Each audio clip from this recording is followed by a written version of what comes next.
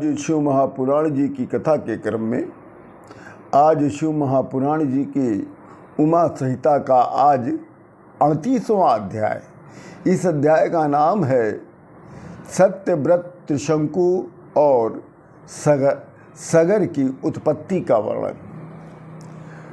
आपको 2 अध्याय में सगर के वंश के विषय में बताया जाएगा। सत्यव्रत विश्वामित्र में भक्ति कृपा प्राप्त करने के लिए अपनी प्रतिज्ञा से विश्वामित्र की स्त्री का पोषण करने लगे। विश्वामित्र जब तपस्या करने जा रहे थे तब वो अपनी पत्नी को सत्यव्रत के पास इस आशय से छोड़कर गए थे कि तुम हमारी तपस्या तक हमारी पत्नी का देखभाल करोगी। सत्यव्रत वन में मृग, बाराह, महिष तथा अन्य वनचर जंतुओं का वध करके नित्य मांस खाना और विश्वामित्र के आश्रम के समीप रख के आते थे।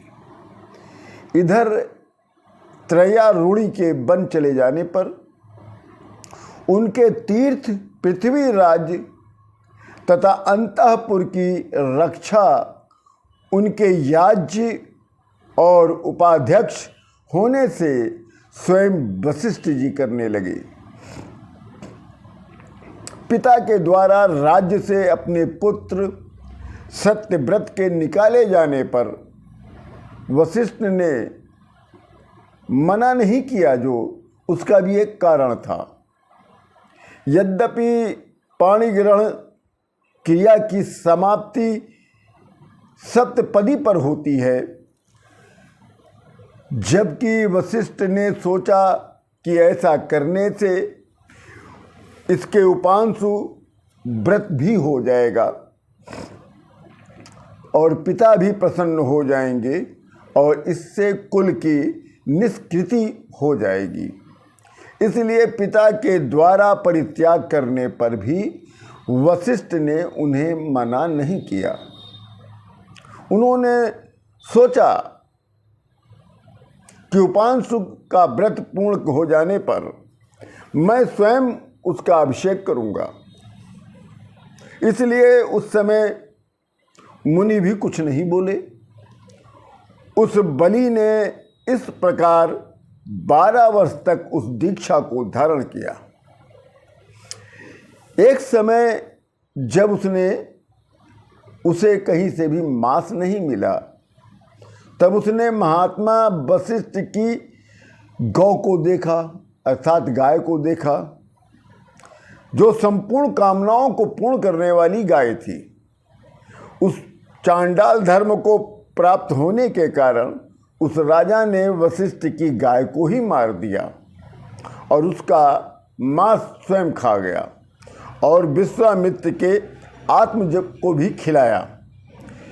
यह सुनकर वशिष्ठ को सत्यव्रत पर बहुत क्रोध आया और वशिष्ठ कहते हैं कि हे सत्यव्रत राजा, मैं तेरे कहने पर लोहमय शंकु को गिराऊंगा। मैं तेरे ऊपर कठोर लोहमय शंकु को गिराऊंगा, जिससे तुम्हारे पाप रूपी शंकु गिर जाएंगे। तुमने कन्या हरण द्वारा पिता को असंतुष्ट किया और तुमने गुरु की गाय का वध किया।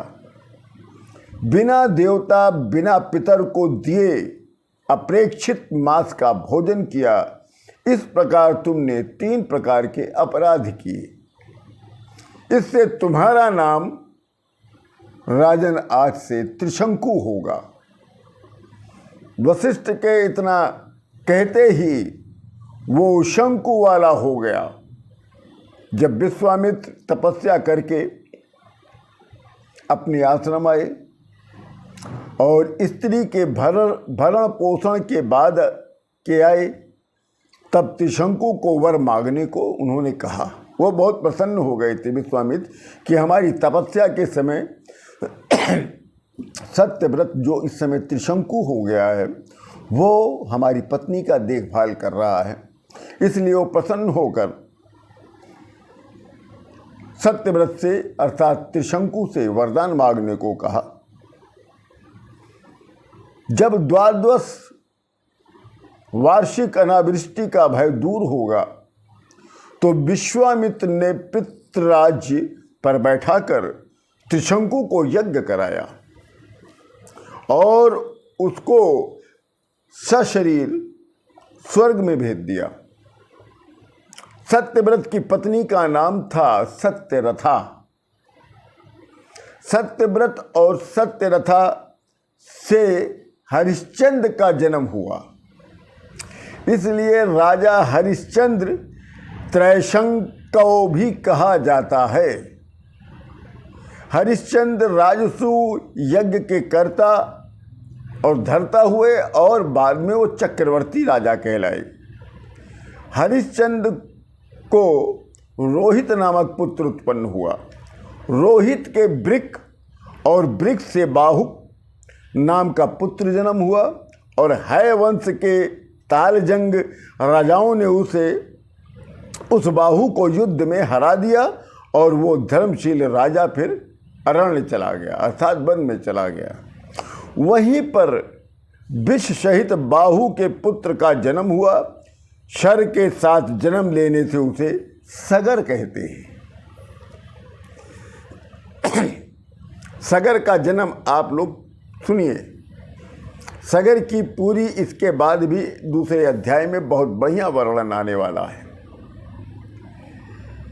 है वंश के ताल जंग राजाओं ने जब बाहु को युद्ध में हरा दिया तब वो धर्मशील राजा अरण्य में चला गया और वहीं पर विष सहित बाहु के पुत्र का जन्म हुआ और शर के साथ जन्म लेने के कारण उस पुत्र को सगर का नाम दिया गया और उसका जन्म और के आश्रम में हुआ और भार्गव ने ही विष से उसकी रक्षा की थी। सगर ने भार्गव से आग्नेयास्त्र पाकर पृथ्वी को जीत लिया और है वंश की समस्त राजाओं को पराजित कर दिया और फिर जीतकर वहीं पर सगर ने अपना धर्म भी स्थापित कर दिया। इस प्रकार सगर जो है पृथ्वी पर अपने धर्म का पालन करना प्रारंभ कर दिया। ये बहुत सुंदर अध्याय है और कल का अध्याय और सुंदर होगा जिसमें सगर के वंश के विस्तार के विषय में बताया गया है। भगवान श्री रामचंद्र जी का भी वर्णन कल के अध्याय में आएगा। इसी के साथ आप सभी लोगों को राम राम।